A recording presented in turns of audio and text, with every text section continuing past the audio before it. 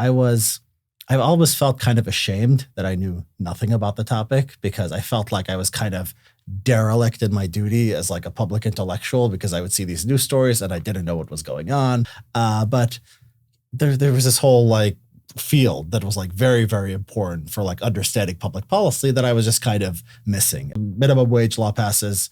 We change immigration policy. We study what happens to the economy. Basically anything where your outcome variable is, say, GDP or rate of inflation or something like that. That's basically the macro category. And so the two areas I look at, the business cycle and inflation or nominal GDP growth, those are things where monetary policy, I believe, is the determining factor to a great extent, at least.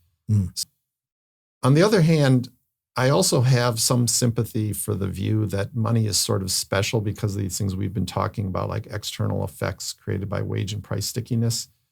So I think it's almost inevitable that the government will want to have some role in determining the path of nominal GDP, unless we're on a commodity money system.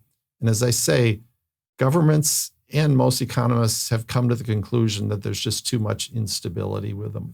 So, a commodity money system. Yeah. So to go back to something you said, just to kind of get at the basics of the mechanisms of the business cycle. So you said, government can increase the money supply. I also worry that in other situations, you get what I view as counterproductive left-wing policies from excessively contractionary monetary policy. What happens is the public wrongly blames the free market system when there's a depression because it looks like it's a failure of capitalism.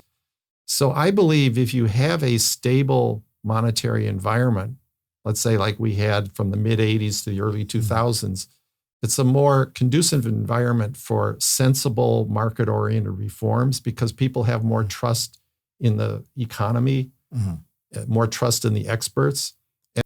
So you get both far left-wing and far right-wing responses that are often sort of hostile to free market economics and not conducive to long-run economic growth.